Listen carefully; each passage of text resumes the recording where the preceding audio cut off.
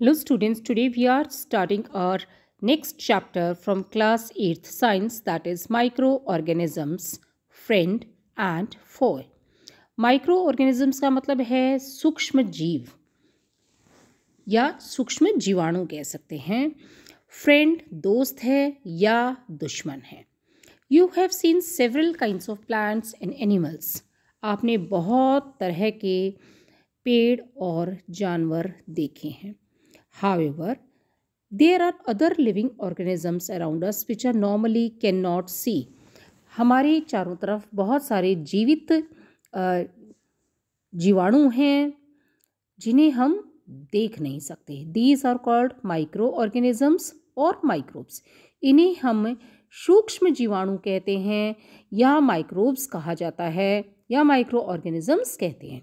For example, you might have observed that during the rainy season, moist bread gets spoiled and its surface gets covered with grayish white patches. उदाहरण के तौर पे आपने देखा है कि बारिश के सीज़न में थोड़ी सी नमी वाली जो ब्रेड होती है वो ख़राब हो जाती है और उसका जो पूरा ऊपर का सरफेस है वो एक सफ़ेद और स्लेटी रंग के पैचेस से भर जाता है. Observe this patches through a magnifying glass. एक मैग्नीफाइंग ग्लास की मदद से इन पैचेस को देखिए. You will see tiny black rounded structure. आपको छोटे छोटे काले जो हैं स्ट्रक्चर दिखाई देंगे. Do you know what these structures are and where do these come from. क्या आप जानते हैं कि ये जो चीज़ें हैं ये क्या हैं और ये कहाँ से आई हैं. डेफिनेटली जो ब्रेड है उसके ऊपर काले काले जो गोल गोल से स्ट्रक्चर हैं वो फंगस है और ये जो है ये प्राकृतिक तौर पे जो नमी वाली ब्रेड है उसमें बारिश के सीज़न में आ जाती है. 2.1 माइक्रो ऑर्गेनिजम्स सूक्ष्म जीवाणु. Activity 2.1 collect some moist soil from the field in a beaker and add water to it. एक थोड़ी सी गीली मिट्टी है वो जो खेत है उसमें से लेकर के एक बीकर में डालिए और उसमें पानी डालिए.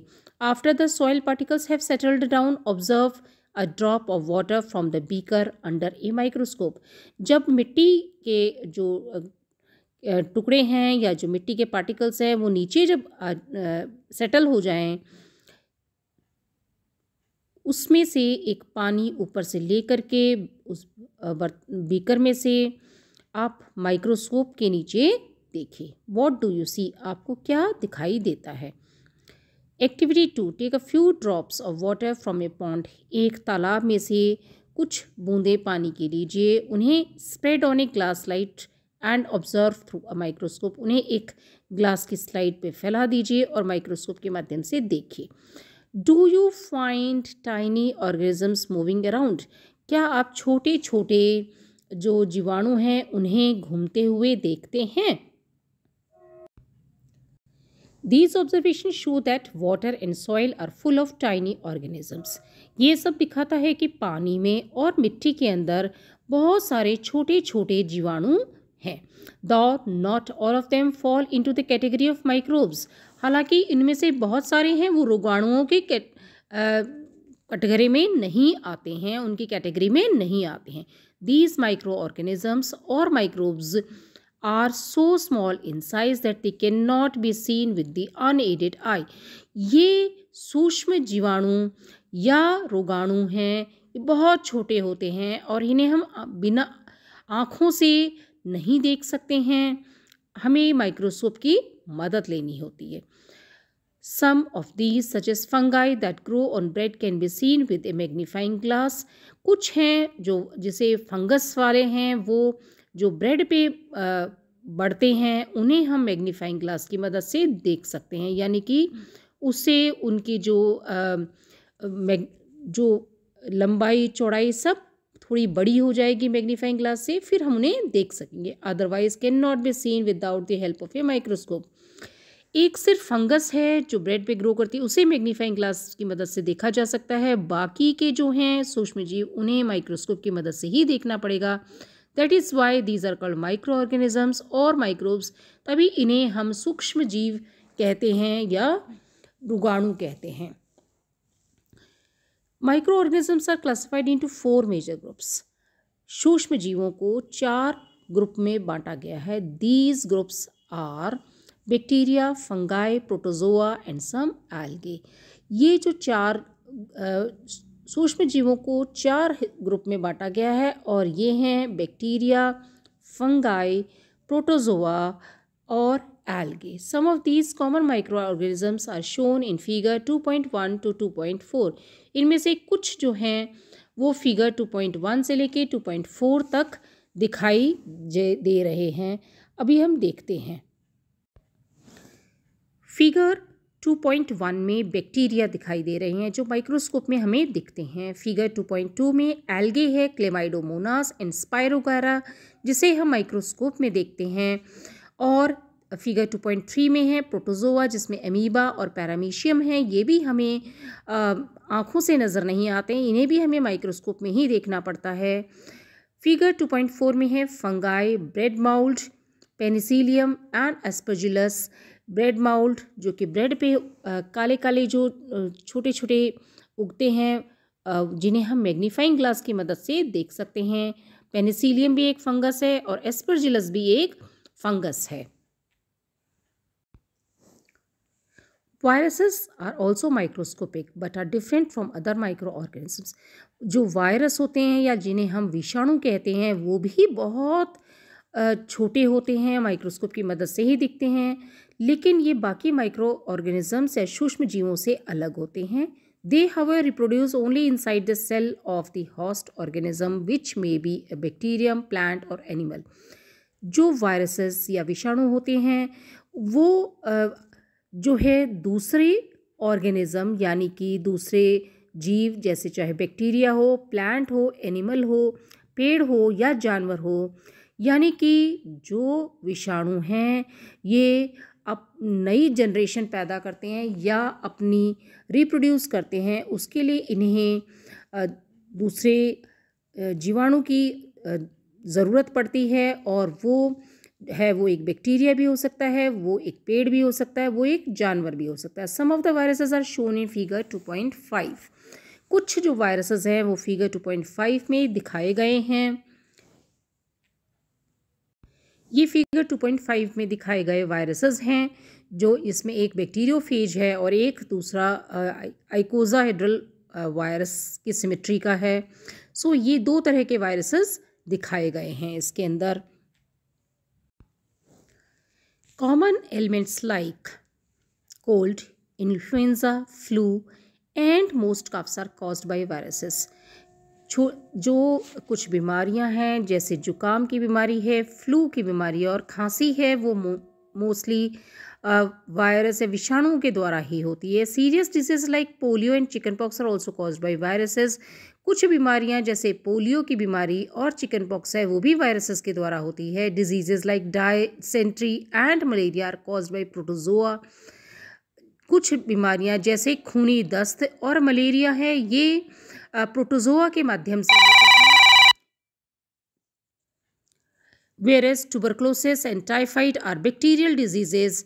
टीबी और टाइफाइड हैं ये बैक्टीरिया के द्वारा होती हैं। You have learned about some of these micro organisms in class 6 and 7। इनमें से कुछ के बारे में आपने क्लास 6 और क्लास 7 में पढ़ा है। Now where do microorganisms lives. Microorganism कहाँ रहते हैं? Microorganism may be single celled like bacteria, some algae and protozoa और multicellular such as many algae and fungi. ये जो सूक्ष्म जीव हैं ये एक सेल के बने हुए हो सकते हैं जैसे बैक्टीरिया, कुछ एल्गे और प्रोटोजोआ, और या बहुत सारे सेल्स के बने हुए से जैसे कुछ एल्गेज और fungi. They live in all types of environment ranging from ice cold climate to hot springs and deserts to marshy lands. वह अलग अलग तरह के वातावरण में रहते हैं, कुछ बहुत ठंडे वातावरण में रहते हैं, कुछ गर्म जो स्प्रिंग्स होती हैं उनमें रहते हैं, कुछ है वो रेगिस्तान में रहते हैं और कुछ है वो जो दलदली ज़मीन होती है उसमें रहते हैं। They are also found inside the bodies of animals including humans. ये कुछ हैं वो जानवरों के शरीर में पाए जाते हैं। Some microbes grow on other organisms while others exist freely. कुछ जो सूक्ष्म जीव हैं वो दूसरे जीवों पर पलते हैं और कुछ हैं वो अकेले रहते हैं। Micro organisms and us, section 2.3, microorganism, सूक्ष्म जीव और हम। Microorganism play an important role in our lives. Microorganism हमारे जीवन में बहुत महत्वपूर्ण रोल अदा करते हैं। Some of them are beneficial in many ways where some others are harmful and cause disease. उनमें से कुछ हैं वो बहुत काम के हैं और कुछ हैं वो नुकसान पहुंचाते हैं और बीमारियां करते हैं।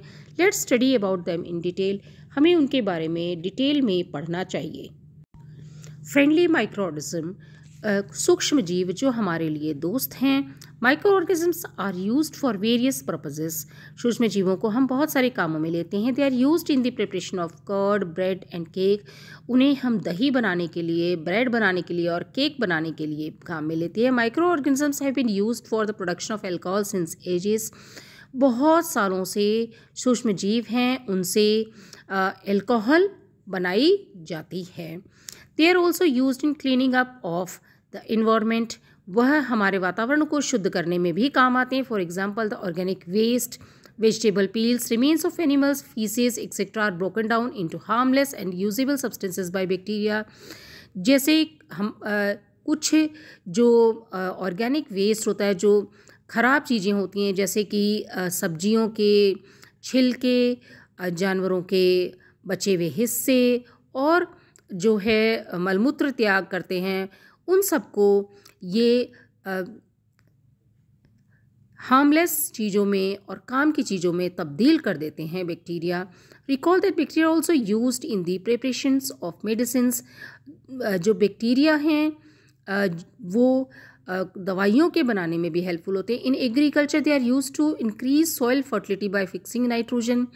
खेती के अंदर वो ज़मीन की जो उपजाऊपन है उसे बनाए रखने के लिए नाइट्रोजन को फिक्स करते हैं। Making of curd and bread, दही और ब्रेड बनाने में कैसे हेल्पफुल हैं। You have learn in class 7 that milk is turn into curd by bacteria. आपने क्लास 7 में पढ़ा है कि जो दूध है वो दही में कन्वर्ट होता है, वो एक बैक्टीरिया के माध्यम से ही कन्वर्ट होता है। I saw that my mother added a little curd to warm milk to set curd for the next day. मैंने देखा कि मेरी माँ ने थोड़ा सा दही है थोड़े से गर्म दूध के अंदर डाला ताकि वो दही बन सके अगले दिन के लिए। आई वंडर वाई, मुझे आश्चर्य है कि ऐसा क्यों। कर्ड कंटेन्स माइक्रो ऑर्गेनिजम्स, दही के अंदर कई तरह के सूक्ष्म जीव होते हैं। Of these the bacterium lactobacillus promotes the formation of curd. इनमें से बैक्टीरिया लैक्टोबैसिलस है, वो दही बनाता है। It multiplies in the milk and converts it into curd. वह दूध में बार बार मल्टीप्लाई होता है और धीरे धीरे कर्ड में, दही में उसे तब्दील कर देता है। Bacteria also involve in making of cheese. Cheese बनाने में भी बैक्टीरिया काम आते हैं। पिकल्स बनाने में भी काम आते हैं। And many other food items, और बहुत सारे food items. An important ingredient of रवा इडलीज एंड भटूराज इज कर्ड। जो रवा इडली, जो सूजी की इडली बनाई जाती है और भटूरे बनाए जाते हैं, उसमें एक बहुत ही ज़रूरी तत्व है जो दही है। Can you guess why? क्या आप बता सकते हैं क्यों? क्योंकि दही में होते हैं लैक्टोबैसिलस, जिसकी वजह से इसका फर्मेंटेशन हो जाता है। Bacteria and yeast are also helpful for fermentation of rice idlis and dosa batter. Bacteria और ईस्ट है वो फर्मेंटेशन के काम में आते हैं जब हम चावल से इडली बनाते हैं या डोसा का बैटर बनाते हैं। Activity 2.3, take half kg flour, आटा और मैदा, add some sugar and mix with warm water. आधा किलो आटा या मैदा लीजिए, उसमें थोड़ी चीनी मिलाइए और थोड़ा सा गर्म पानी मिलाइए। Add a small amount of yeast powder and need to make it soft dough. थोड़ा सा ईस्ट का पाउडर मिलाइए और उसे गूंद करके एक नरम आटा लगा लीजिए। What do you observe after 2 hours? 2 घंटे बाद आप क्या देखेंगे? Did you find the dough rising? क्या आप देखेंगे कि जो डो आपने जो आटा लगाया था वो बढ़ रहा है? पहले पिक्चर के अंदर है मैदा विद ईस्ट पाउडर, मैदे के अंदर ईस्ट पाउडर मिलाया गया है। दूसरे के अंदर जो मैदा है वो 2 घंटे बाद में जो देखा जाता है तो देखा गया कि जो वो है वो फूल गया है। East reproduces rapidly and produces carbon dioxide during respiration. East bar bar reproduce होती है और कार्बन डाइऑक्साइड जब सांस लेती है तो कार्बन डाइऑक्साइड छोड़ती है। Bubbles of the gas fill the dough and increases its volume. और ये जो कार्बन डाइऑक्साइड के जो बबल्स होते हैं ये इस आटे को में बबल्स के तौर पे रहते हैं और ये इसके वॉल्यूम को बढ़ाते हैं, यानी कि इसका जो साइज़ है वो जो जितना होता है उससे बड़ा हो जाता है। This is the basis of use of east in the baking industry for making breads, pastries and cakes. और इसीलिए ईस्ट को बेकिंग इंडस्ट्री में काम में लिया जाता है ब्रेड, पेस्ट्री और केक्स बनाने के लिए। Commercial use of microorganisms. Microorganisms are used for the large scale production of alcohol, wine, acetic acid. सूक्ष्म जीवों को बहुत बड़े पैमाने पर अल्कोहल, वाइन और एसिटिक एसिड बनाने के काम में लिया जाता है। East is used for commercial production of alcohol and wine. East है उसे भी अल्कोहल और वाइन बनाने के काम में लिया जाता है। For this purpose east is grown on natural sugars present in grains like barley, wheat, rice, crushed food juices. इसके लिए ईस्ट को जो प्राकृतिक चीनी है जो कि बार्ले या ज्वार में होती है, गेहूं में होती है, चावल में होती है या फलों के जूस में होती है, उसमें डाला जाता है और फर्मेंटेशन का प्रोसेस होता है। Activity 2.4 take 500 ml beaker filled up to 3/4 with water. एक 500 ml का बीकर लीजिए, उसे 3/4 हिस्सा पानी से भर दीजिए। Dissolve 2 to 3 teaspoons of sugar in it. उसके अंदर 2-3 चम्मच चीनी मिलाइए। Add half spoon of yeast powder to the sugar solution. उसमें आधा चम्मच ईस्ट का पाउडर मिलाइए। Keep it covered for in warm place for 4 to 5 hours। 4 से 5 घंटे के लिए उसे गर्म जगह में रख दीजिए। Now smell the solution. अब उसे स्मेल कीजिए। Can you get a smell? क्या आपको कोई स्मेल आ रही है? हाँ, इसमें स्मेल आती है अल्कोहल की फर्मेंटेशन की वजह से। This is the smell of alcohol as sugar has been converted into alcohol by yeast. यह स्मेल अल्कोहल की है क्योंकि चीनी है उससे वह अल्कोहल में कन्वर्ट हो गई है ईस्ट के द्वारा।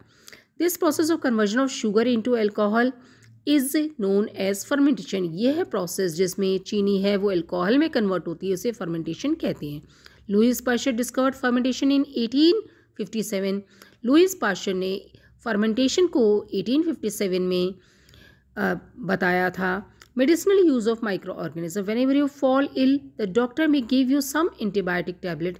जब भी आप बीमार होते हैं डॉक्टर आपको कुछ दवाइयाँ देते हैं, कुछ एंटीबायोटिक्स देते हैं, कुछ कैप्सूल्स और injections such as of penicillin, जैसा कि penicillin. The source of these medicine is microorganism. इन दवाइयों का जो हमें सूक्ष्म जीवों से मिलती हैं।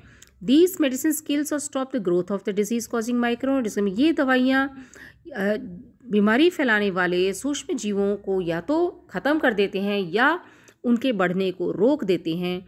These days number of antibiotics are being produced from bacteria and fungi. आजकल बहुत सारे जो एंटीबायोटिक दवाइयाँ हैं वह बैक्टीरिया और फंगाई के द्वारा ही प्रोड्यूस की जाती हैं। Streptomycin, tetracycline, erythromycin are some of the drugs. जैसे स्ट्रेप्टोमाइसिन, टेट्रासाइक्लिन, एरिथ्रोमाइसिन ये कुछ दवाइयाँ हैं। स्ट्रेप्टोमाइसिन, टेट्रासाइक्लिन और एरिथ्रोमाइसिन जैसी कुछ दवाइयाँ हैं। ये बैक्टीरिया और फंगाई के माध्यम से बनाई जाती हैं। In 1929 Alexander Fleming was working on a culture of disease causing bacteria. 1929 में अलेक्जेंडर फ्लेमिंग है वो बीमारी फैलाने वाले जो कीटाणु होते हैं, बैक्टीरिया होते हैं, उनकी कल्चर पे वर्क करते हैं। Suddenly he found the spores of a little green mould in one of its culture plates. तभी उन्हें क्या आते हैं हरे रंग के फंगस के माउल्ड को उन्होंने उसके स्पोर्स को देखा उन कल्चर प्लेट में। He observe that the presence of mould prevented the growth of bacteria. उन्होंने देखा कि जो वो फंगस का माउल्ड था उससे जो बैक्टीरिया है उसकी बढ़ना रुक गया है। In fact it also killed many of this bacteria. और सच्चाई में उस फंगस के मोल्ड ने बहुत सारे बैक्टीरियाज को मार भी दिया था। From this the mould penicillin was prepared, और यहीं से पेनिसिलिन को प्रिपेयर किया गया। The antibiotics are manufactured by growing specific microorganisms and are used to cure a variety of diseases. Antibiotics हैं वो बहुत सारे सूक्ष्म जीवों से बनाए जाते हैं और बहुत सारी बीमारियों का इलाज होता है। Antibiotics are even mixed with the feed of livestock and poultry to check microbial infection in animals. ये जो एंटीबायोटिक्स हैं ये जो हमारे घरों में जो मुर्गियाँ पाली जाती हैं और जो जीव रखे जाते हैं उनके अंदर जो जीवाणुओं का इन्फेक्शन होता है जानवरों में, उसे भी कंट्रोल करते हैं। तो ये एंटीबायोटिक्स उनमें भी इफ़ेक्टिव होते हैं। They are also use to control many plant disease. बहुत तरह की पेड़ की जो बीमारियां उसके लिए भी एंटीबायोटिक्स काम में लिए जाते हैं। It's important to remember that antibiotics should be taken only on the advice of a qualified doctor. Antibiotics को एक प्रशिक्षित डॉक्टर की राय पर ही लेना चाहिए। Also you must complete the course prescribe by the doctor, और जो कोर्स आपको दवाइयों का दिया गया है डॉक्टर के द्वारा उसे पूरा करना चाहिए। If you take antibiotics when not needed or in wrong doses, अगर आप एंटीबायोटिक्स की ज़रूरत न पड़ने पर भी आप एंटीबायोटिक्स लेते हैं और गलत खुराक लेते हैं, it may make the drug less effective when you might need it in future. इससे जो दवा है वो कम इफ़ेक्टिव होगी अगर भविष्य में आपको उसकी दवा की ज़रूरत होगी, यानी कि एक तरह का रेजिस्टेंस डेवलप हो जाएगा। ऑल्सो एंटीबायोटिक्स टेकन अननेसेसरली में kill the beneficial bacteria in the body.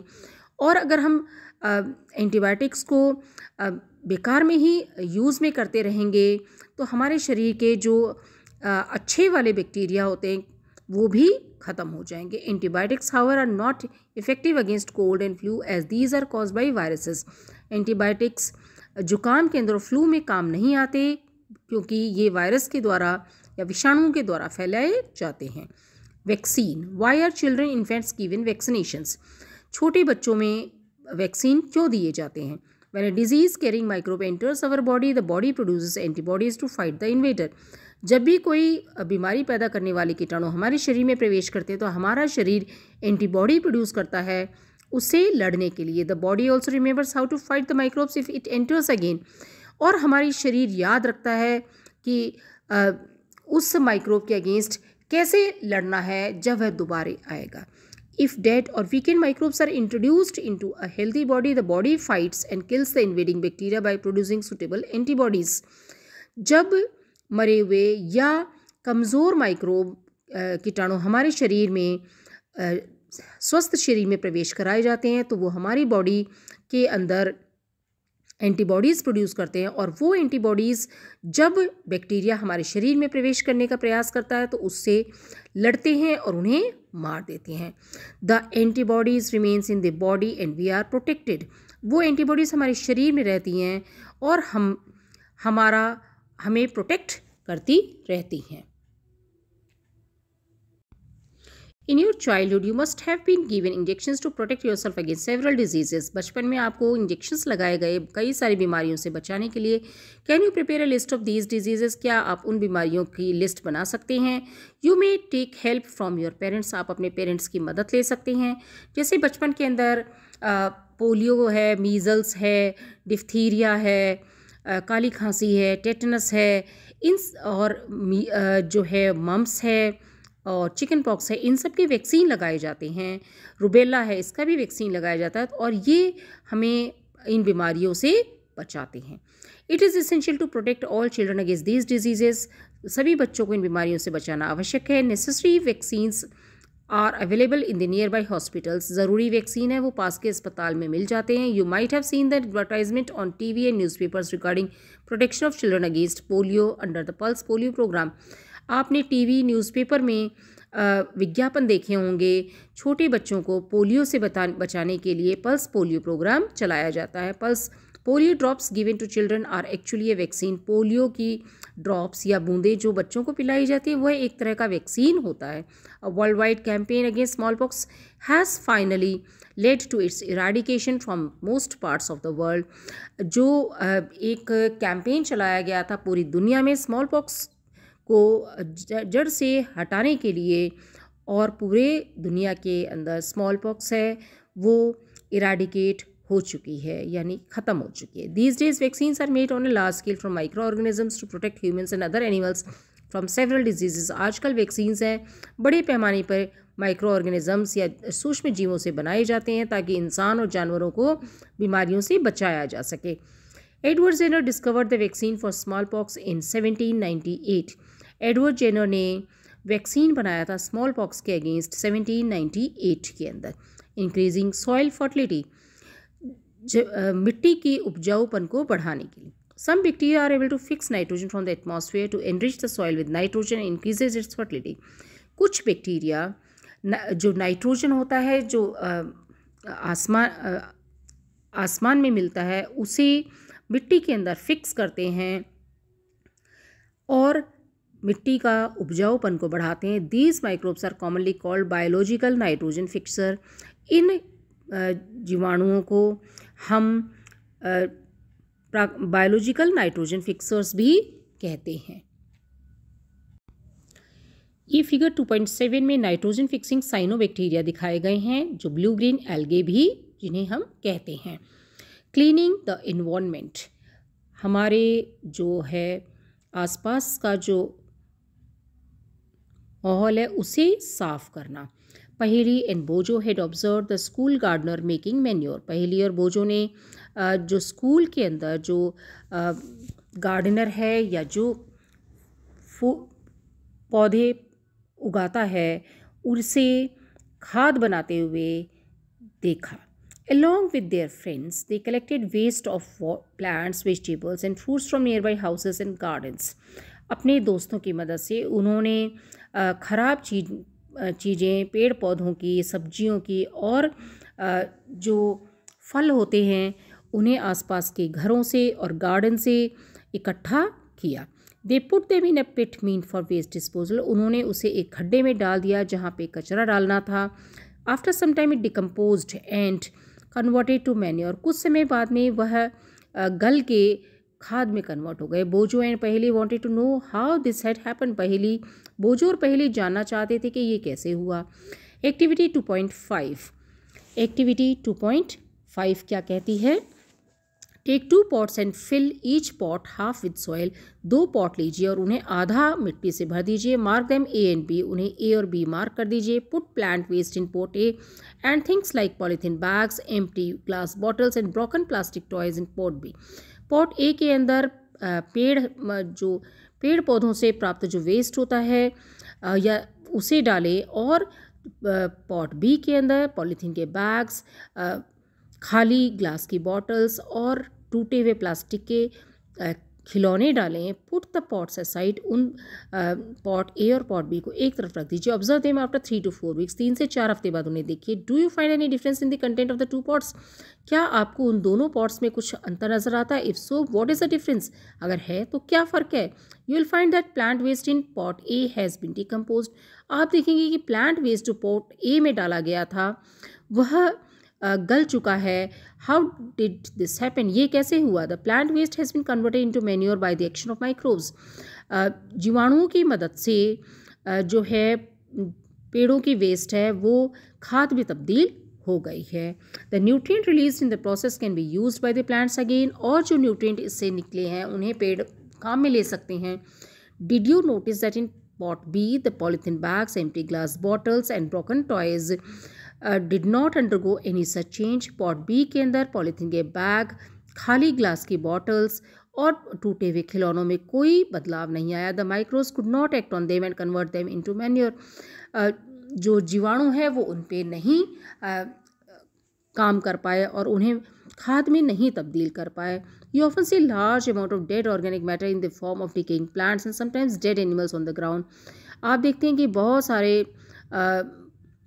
मरे हुए ऑर्गेनिक मैटर जो कि गलते हुए पेड़ और कई बार मरे हुए जानवरों के रूप में ज़मीन पे मिलते हैं। You find that they disappear after some time. आप देखेंगे कि वो कुछ समय बाद में गायब हो जाते हैं। This is because the micro organism decompose dead organic waste of plant and animals converting them into simple substances.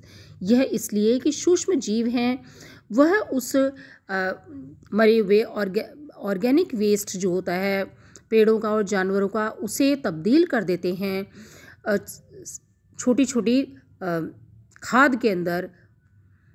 These substances are used again by other plants and animals। ये जो चीज़ें हैं ये पेड़ों और जानवरों के द्वारा वापस काम में ले ली जाती है। Thus microorganism can be used to degrade the harmful and smelly substance and thereby clean up the environment। इसलिए सूक्ष्म जीव हैं वह खराब और बदबूदार चीज़ों को डिकम्पोज कर देते हैं और उन्हें तब्दील कर देते हैं खाद के अंदर, और इस तरह से वह वातावरण को साफ रखते हैं। So we finishes this topic up till here, will be continuing in the next class. Thank you.